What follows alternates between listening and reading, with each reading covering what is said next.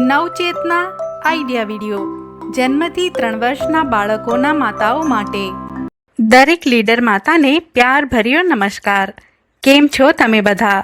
ગયા અઠવાડિયે આઈડિયા વિડીયોમાં આપેલ જાણકારી તમે સમજ્યા હશો તથા બતાવેલ રમતો બાળકોને કરાવી હશે। ચાલો તમારા મજેદાર અનુભવો અહીં સૌને જણાવીએ। તમારા અનુભવ જણાવો ત્યાં સુધી વિડીયોને અહીં રોકો। ચાલો હવે આગળની પ્રવૃત્તિ કરીએ, જેનું નામ છે મળીને કંઈક કરીએ। આ અઠવાડિયાની રમત પૂઠા દોડ। જમીન પર લાઈન દોરો। સમૂહના દરેક માતાઓને પૂઠાના બે ટુકડા આપી લાઈનમાં ઊભા રાખો।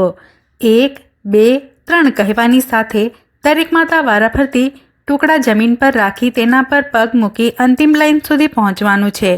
જે માતા સૌથી પહેલા લાઈન સુધી પહોંચી જશે તે જીતી જશે। જરૂર જણાય ત્યાં માતાઓની મદદ કરો।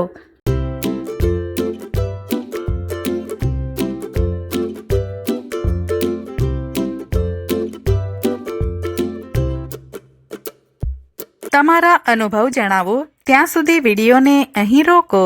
ચાલો હવે આગળની પ્રવૃત્તિ કરીએ, જેનું નામ છે કંઈક નવું શીખીએ। રમકડા અને બાળકો વચ્ચે ગાઢ સંબંધ હોય છે। ચાલો આ વિડીયો દ્વારા સમજીએ કે કયું રમકડું બાળકના કયા વિકાસ ક્ષેત્રમાં મદદ કરે છે અને કયું રમકડું ઘરે સરળતાથી બનાવી શકાય છે।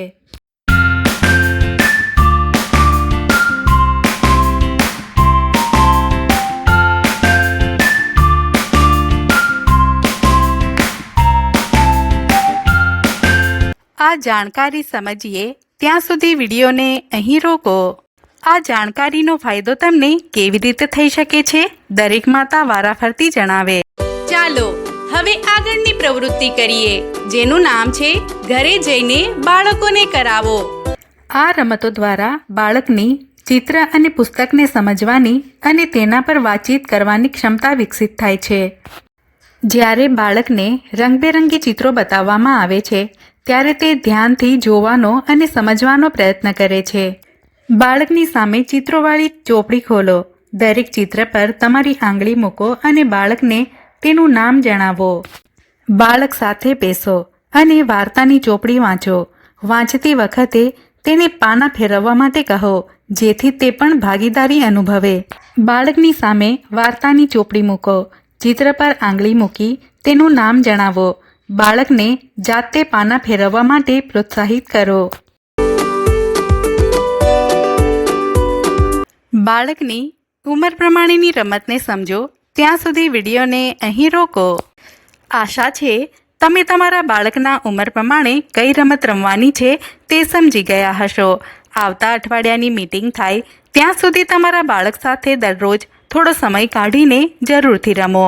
આજની પ્રવૃત્તિઓ અહીં પૂરી થાય છે। આવી જ વધુ માહિતી અને પ્રવૃત્તિઓ સાથે આવતા અઠવાડિયે ફરી મળીશું। ત્યાં સુધી તમારું અને તમારા બાળકોનું ધ્યાન રાખજો। હસતા રમતા રહો। ધન્યવાદ।